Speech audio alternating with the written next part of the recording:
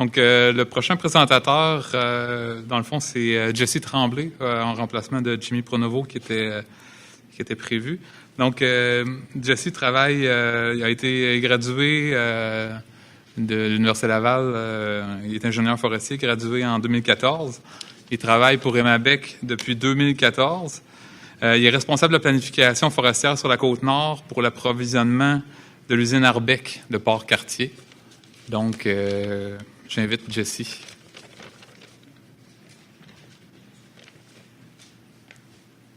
as le pointeur là vert.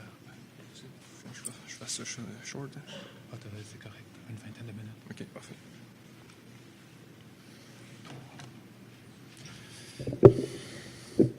Bonjour à tous. Je vais essayer de ne pas recouper un peu des éléments qui ont déjà été présentés, soit par Dave ou Michel. Je vais venir le plus possible renchérir avec d'autres éléments terrain, puis vraiment des exemples concrets de comment on utilise les produits dérivés pour nos opérations quotidiennes, au niveau de la planification et des opérations. Donc, j'ai deux points principaux. Au niveau des hauteurs des arbres, on va s'en servir pour nos secteurs de la Côte-Nord, puisque la Côte-Nord, je vais l'expliquer un peu tantôt, il y a des particularités quand même assez spéciales au niveau de la pessière à mousse de l'Est. Puis, ça nous sert beaucoup pour délimiter qu'on appelle les NA, les traitements non applicables. Puis, le LIDAR nous aide pour ça. Ensuite, l'autre élément, la topographie, bien entendu, à partir du MNT, on va venir l'utiliser pour une planification fine des chemins, pour faciliter le travail des contremaîtres, puis aussi se faciliter la tâche au niveau de la planification au bureau. Donc, la Côte-Nord, qu'est-ce qu'il y a comme particularité? Les forestiers dans la salle le sauront, pessière à l'est, mais de l'est, on parle de cycle de feu moyen, des fois de plus de 200 ans. Donc, des forêts très structurées avec de la petite régénération, des gaules, des arbres matures, sénescents. Le territoire n'est pas égal, donc on va avoir des fois des trouées, beaucoup de trouées, des fois les densités vont être stables selon un secteur, des fois non.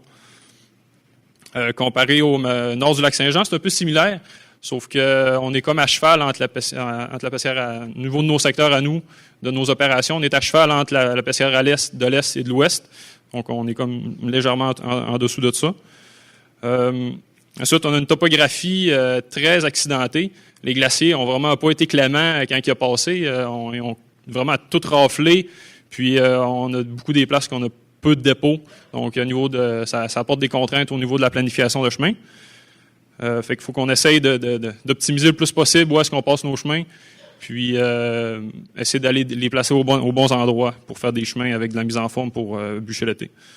Ensuite, la Côte-Nord, ça fait pas si longtemps que ça qui est vraiment exploité. Donc, puis les opérations se faisaient beaucoup plus au sud, proche des villes, anciennement. L'ouverture est encore à faire. Donc, le LIDAR va nous permettre de prévisualiser tout le territoire, puis de passer les grands chemins, puis tout aux bons endroits pour avoir que l'économique soit le plus optimisé possible. Donc, qu'est-ce qu'un NA? Au niveau de la Côte-Nord, on parle d'un traitement non applicable, c'est-à-dire qu'on ne réussit pas à faire soit de la CPRS ou d'autres types de coupe à rétention de la CPI. Soit qu'il y a plusieurs éléments qui peuvent le classifier comme un NA. On peut dire que le peuplement a un faible volume marchand. Principalement, ça va être ça la raison principale. Ça veut dire qu'il va y avoir des trouées, il va y avoir des petites tiges par-ci par-là. On va le voir tantôt en exemple, qu'est-ce que ça ressemble. Il va y avoir soit c'est des peuplements en régénération. Il y aura pas beaucoup pas beaucoup de feu, donc ça va surtout être des chablis. Puis on va le capter avec le LIDAR parce que les hauteurs, on n'aura pas la même hauteur. Parce qu'une autre problématique qu'on a sur la Côte-Nord, c'est qu'au niveau du décennal, on fonctionne encore avec le 3e décennal. Puis on se rappelle, le 3e décennal, on parle de quasiment de 15 ans. Fait que quand nous autres, le lidar nous est rentré avec des hauteurs, ça a vraiment été un eureka pour nous autres, là. Ça nous a permis de mettre à jour nos hauteurs d'arbres, puis parce qu'on a eu beaucoup de surprises avec des chablis dans certains secteurs au courant des années dernières, là. Puis les niveaux DNA, ce sont encore en discussion avec les aménagistes du ministère là, pour vraiment bien définir, puis travailler là-dedans. Qu'est-ce qu'on classifie ça ou non. Donc, je vais vous montrer des petits exemples niveau vraiment de nos secteurs au Cambrouck. On a un chantier d'opération qu'on a opéré sur plusieurs années, que là, on va voir je vais présenter un peu l'évolution des traitements dans ce bloc-là, selon les années. Donc, nous autres, sur la Côte-Nord, on a Port-Cartier ici. On a un chemin d'accès à partir de Port-Cartier pour monter au Cambrouck. Sauf que nous, il y a un autre chemin d'accès également qui passe par ce côté-là pour venir dans nos opérations. Ici, on est dans l'UA 09452. C'est principalement là qu'on bûche à partir du Cambrouck. Donc, pour commencer, dans notre chantier, en 2013, si on regarde, j'ai essayé de prendre des exemples assez généraux là, de qu'est-ce que ça ressemblait. On a la légende ici avec plusieurs traitements. Nos NA qui nous intéressent ici sont comme en hachuré jaune.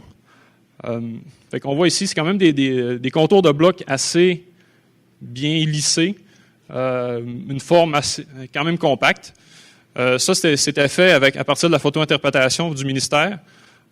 Sauf que là, comme on dit, on n'avait pas la donnée à ce moment-là pour des hauteurs d'arbres ajustées.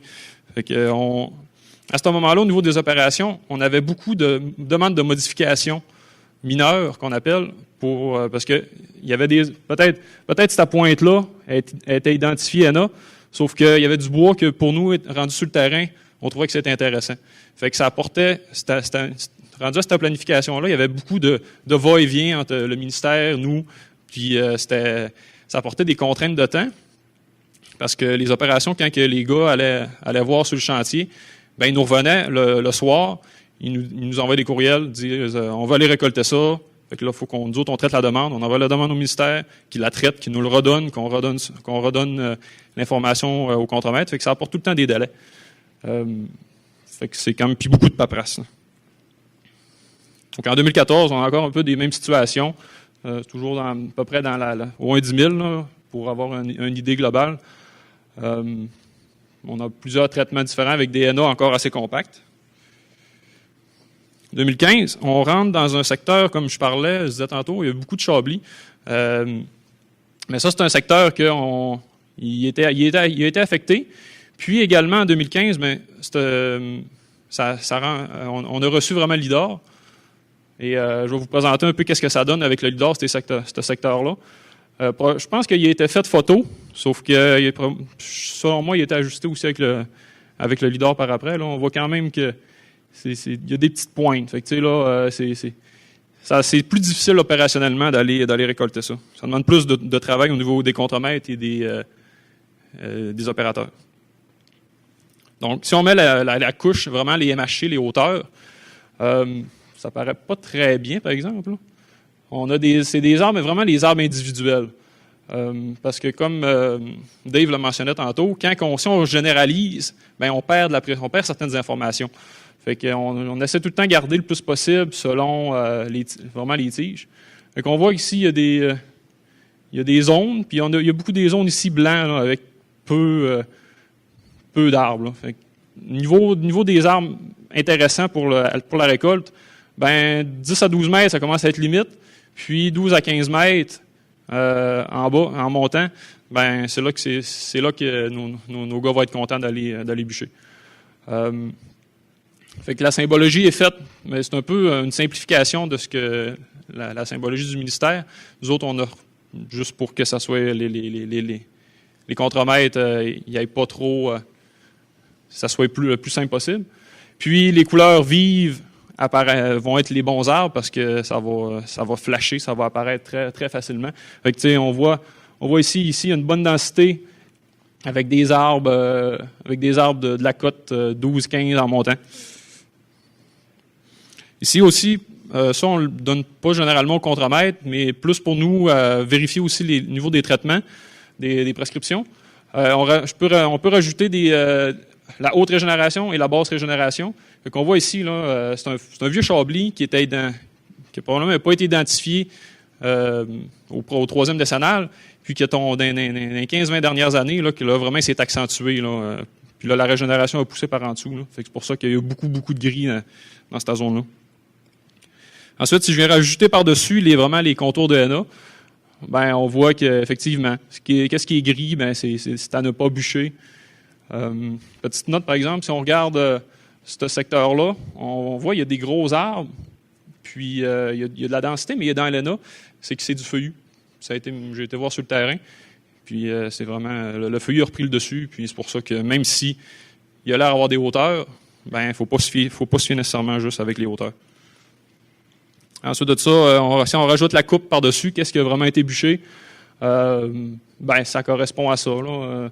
C'est sûr qu'à ce moment-là, on essayait de faire le moins possible de demandes d'ajout DNA, mais dans certains secteurs, là, il y avait des erreurs de photo-interprétation ou des choses que nous, le ministère croyait qui n'étaient pas intéressant à aller chercher, mais que nous, on trouvait que c'était intéressant, puis qui a été ajouté par la suite.